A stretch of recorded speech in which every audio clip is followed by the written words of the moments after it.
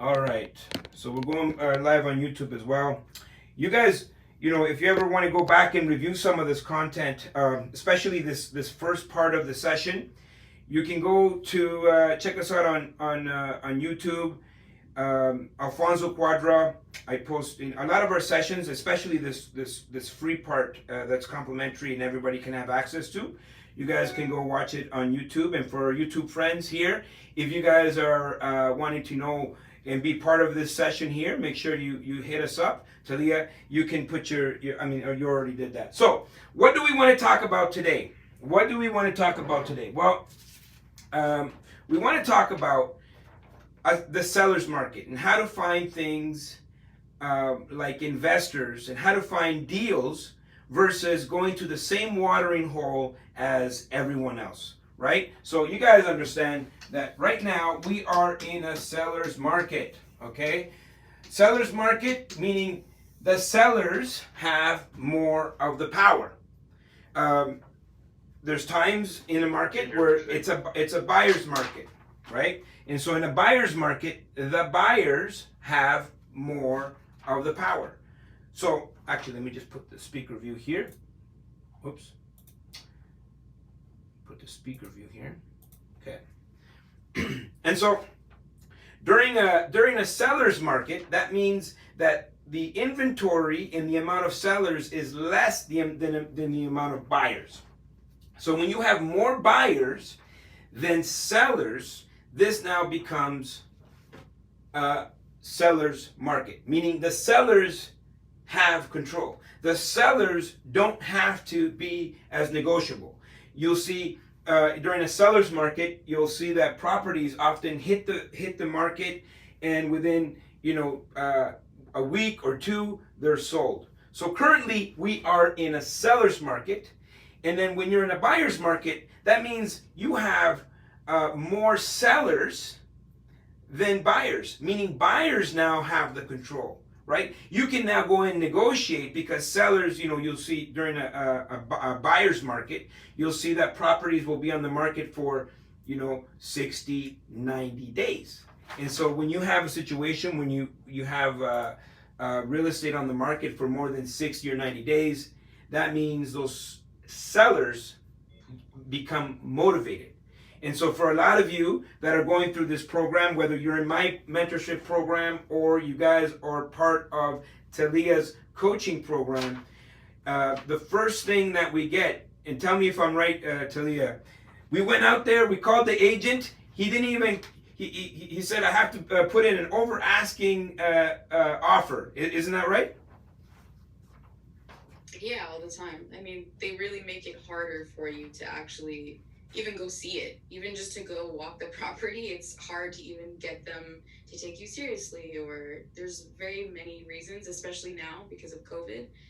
They use that as well to their advantage. And I want let's not put all the pressure on them. They're human beings, right? Realtors are human beings, and so are sellers, and people are trying to get the most, and they want to do the least to get the most, and that's normal.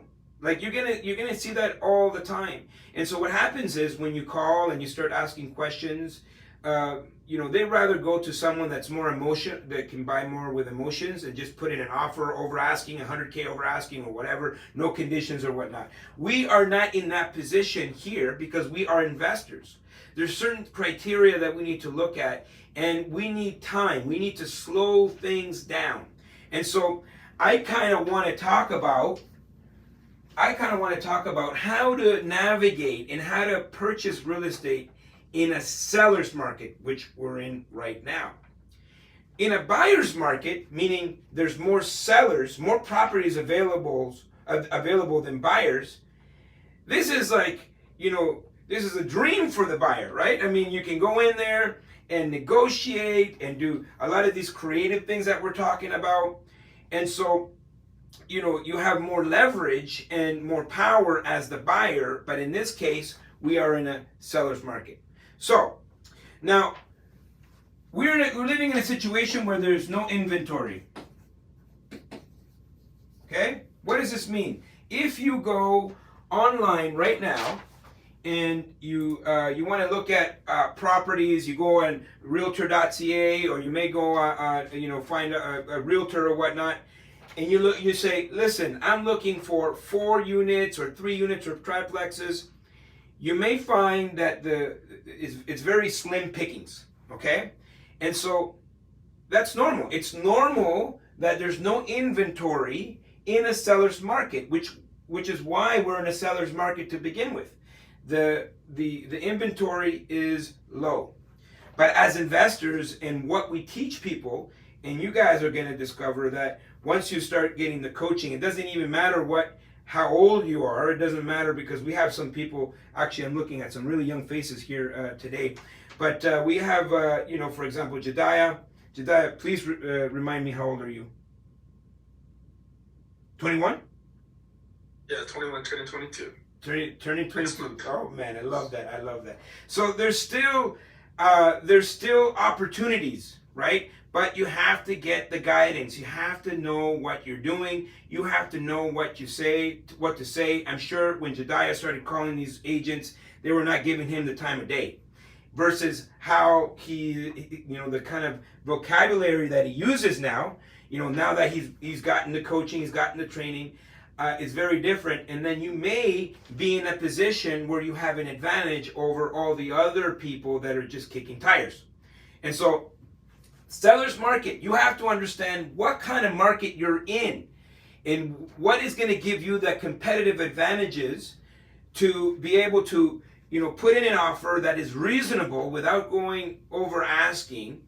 And how can you be in a position where you're the only person looking at these deals, especially when you're dealing in a situation where there is no inventory. Now, you'll see that there's situations when you have multiple offers, okay? When there's a situation where there's more people involved, more buyers on one property, okay, we call it the Bachelor. Imagine the Bachelor of real estate, right? The show The Bachelor. You guys have watched the show The Bachelor. There's one bachelor or one bachelorette, and then there's all these people that are competing for the rose. If you guys remember the show, you're competing for that one dude, right? And now I'm not an expert or anything, but when I watch the show, it's never a dude that's that crazy attractive. And that's just my personal opinion. And you're like, why are all these people fighting over this one dude that is not even the greatest dude? So in my opinion, it's because the environment is created where now human beings are competing to get that one thing, right? And so that's exactly how it is in real estate. When you're in a position where there's multiple offers, and now you have to compete with other people, you start doing things and you start compromising on investment fundamentals. And if you guys are part of our program, either my mentorship program or Talia's coaching program, you'll understand that that's the first thing that we teach. Do not steer away from the numbers. And if numbers don't make sense, there's no point of overpaying for real estate, because deals are like buses. There's always a next one. And so don't get caught up in the emotions of multiple offers, just like The Bachelor, and you see everybody's not acting themselves and going after one thing when there's multiple other deals. So I want you guys to write this down.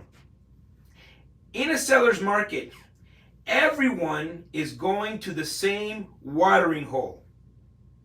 Every single person goes to the same watering hole, aka realtor.ca. And if everyone is going there, you're creating a situation where everybody's fighting over that very limited inventory. And the truth is that there's real estate out there where the seller doesn't even know he's a seller yet. You have to find that seller. And so when there's a situation of multiple offers, I am out. I'm out. So I'm going to give you an example. call the agent, Mr. Agent or Mrs. Agent. I liked your deal. This is, and tell me if you've heard this before. Yes, it's a 4-unit property, but we're holding offers on Friday. Okay, so everybody's heard this. We're holding offers, meaning we're waiting for multiple offers, and that creates a sense of urgency, and people, start, compromising fundamentals. Now, my response to I'm holding offers is this. I understand you're holding offers. I'm a serious investor. I have no interest in being in a multiple offer situation. And what often happens is that these deals will go under contract over asking, but the buyer is unable to close and they come back to the market. And you're going to see this a few times. So, if you're really interested in selling this property, go through the offers, go through all the motions, because of course that realtor has to get the best price for their client, and we understand. But when that property comes back to the market, before it comes back to the market, give me a call, because I can bring a real serious offer. You see, now you've planted the seeds, because I'm going to tell you, when things go over asking, emotions get involved, but by the time that buyer brings that deal to the mortgage broker, the mortgage broker is going to say, these numbers don't make sense. We can't fund this 80-20 or 25-75 loan to value. You're going to have to put in 40% to make this work. And then all of a sudden, it's like, oh no, we can't close. They can't fulfill conditions. And then the property comes back to the market. That's exactly how it works. There's transactions done all the time. But for me, when there's this situation of multiple offers, I'm out. But guess what? If you're really interested, give me a call when that deal falls apart. The majority of my deals have been deals coming back to the market after the seller realizes that the property is overpriced. But you only can do that is with time, and you have to learn the structures and how we put things together. Now, you should understand the market. You need to understand what type of market you're in, and understand that all across Canada, we're experiencing different markets. There's markets that are experiencing more of a buyer's market than a seller's market. There's also, when you're looking at major markets like major cities, you are now competing with more people than if you went to secondary or tertiary markets. And so you need to understand what the markets, what is the supply and demand, so you know how to act accordingly, right? So, for example, downtown Ottawa, we'll look at a deal downtown Ottawa. Okay, perfect. You're downtown Ottawa, you know that it's 1 million people, and everybody's looking at the same property. When the seller or the agent says we're going to hold offers, you're going to see a frenzy. Versus if you go and put a deal under contract, let's say in let's call it Lansdowne, Ontario. So Lansdowne, Ontario, or Loyalist, Ontario, or Napanee, or any of these little towns, the amount of buyers are a lot less. Now, we are still in a seller's market, but now if we go into different provinces, for example, if you cross over the bridge into the Quebec side, you're going to find there's more inventory. And when you find more inventory, you find that the sellers are more reasonable. So, here's another thing. Finding realtors, okay, that are investor focused. Now, every realtor is going to tell you they're investor focused, but you need to understand and identify. This is why a big part of either my mentorship program or Talia's coaching, we focus a lot on real estate fundamentals. You need to know and you need to be educated before you can really identify if someone is truly an investor focused.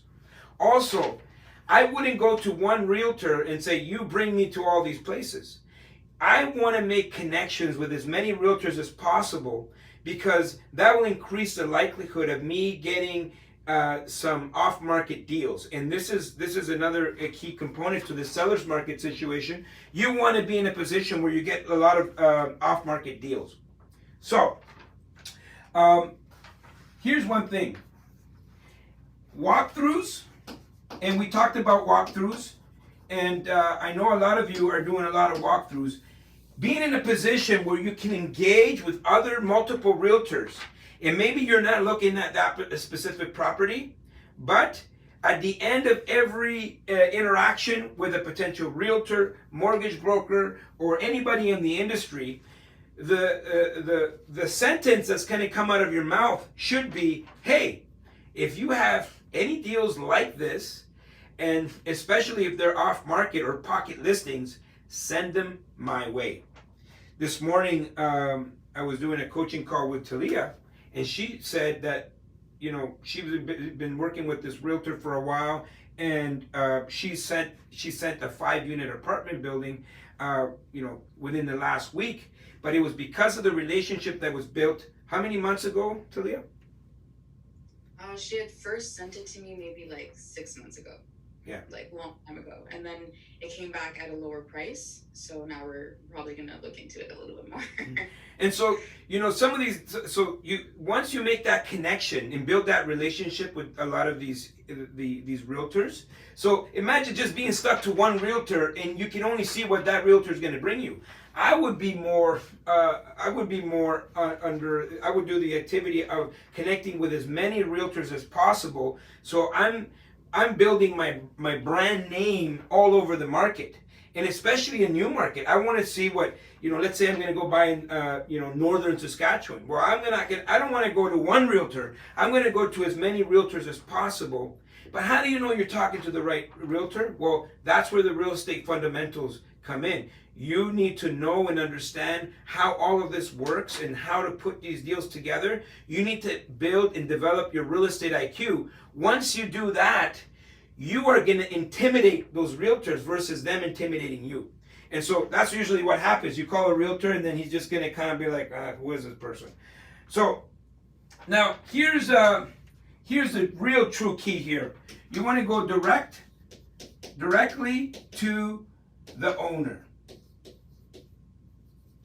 You want to go directly to the owner, okay? You want to be in a position where you find off-market deals and you are directly dealing with the owner yourself. What does this mean? It means that you have control. You're not competing with all of these other investors. You are now going directly to that owner. Now, how does this work? You know, how do you find true off-market deals, right? We're talking about off-market, right? How do you find true off-market deals where you can be in a situation where you can talk to the owner directly? So, first things first, we can go to FSBOs. What's a FSBO? For sale by owner. You can go to Kijiji.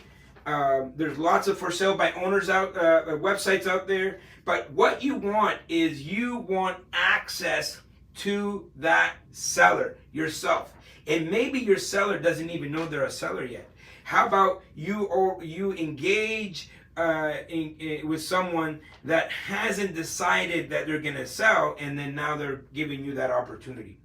And so we can go to Kijiji. Now, today I brought in some of my two of my students that we're going to do this case study with, but they will show you how they found an 8-unit apartment building just right off Kijiji, getting a better deal than anybody would have found on their own or even on Realtor.ca. So, yellow letter campaigns. Where's my thing here? Whoop. yellow letter campaigns, okay? Yellow letter campaigns. Okay, yellow letter campaigns, and of course, in our modules, and we have a whole infrastructure to show you how to do this. But yellow letter campaigns can be extremely powerful. But basically, it's simply a letter, right, where you are saying, Mr. or Mrs. owner of this property, I'm willing to buy your property. I'm looking into buying properties. I can close quickly and without hassle, right? So being in a position where you create and the reason we say yellow letter, because it should be printed on a yellow letter, something that kind of stands out. There it is. Show it to everybody there. Yeah, so I have a story about this one. This is a yellow letter that I received in my mailbox. Okay. Maybe like a few months ago. And I'm reading it, and it says, unfortunately, the person is not here on this call, but he is one of my students. His name is Michael. And he is actually the one that dropped this off at my house without knowing, obviously.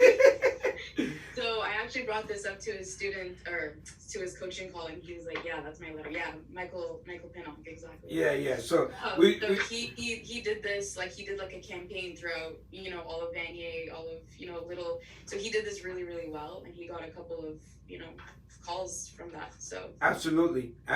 So we can help you structure that, of course.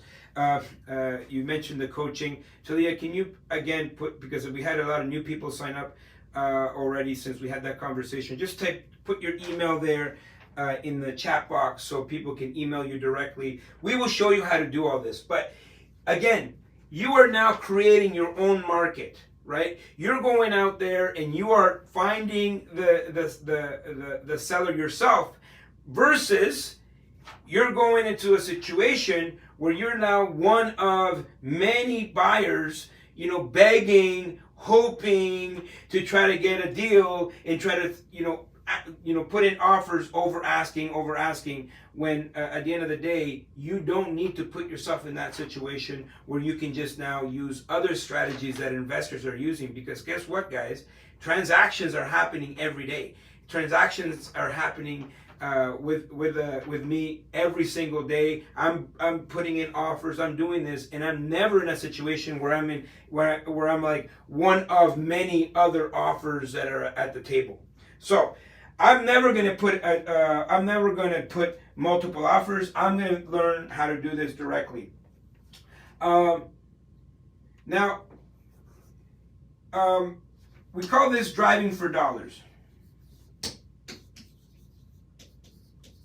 Okay, so very simply, you always should have a stack of yellow letters in your car, in your vehicle. And you see, when you see a property in a really good part of town that looks like it's a bit distressed, it means something. There's some sort of financial need there from that owner or that seller. You know what? Just put it where you are, and you can just drive around the neighborhoods, seeing what properties would be good, would fit your portfolio, and so we call that driving for dollars. And of course, I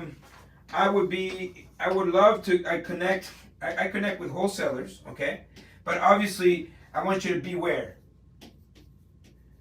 Be aware that some wholesalers don't know what they're doing. Again, let's go back to those fundamentals. Those real estate fundamentals. And if investors don't know real estate fundamentals, they might be selling you a deal that is not good. So you should be educated, and you should understand how numbers work, and never, ever, ever compromise on the numbers. And if you do that, if you follow this, it doesn't matter where there is a seller's market or a buyer's market, you guys are going to be extremely successful. I know this because we have a lot of our students, it doesn't matter what age, they're rocking and rolling. Okay, so I'm going to stop the video here on YouTube. We'll say bye to our friends on YouTube.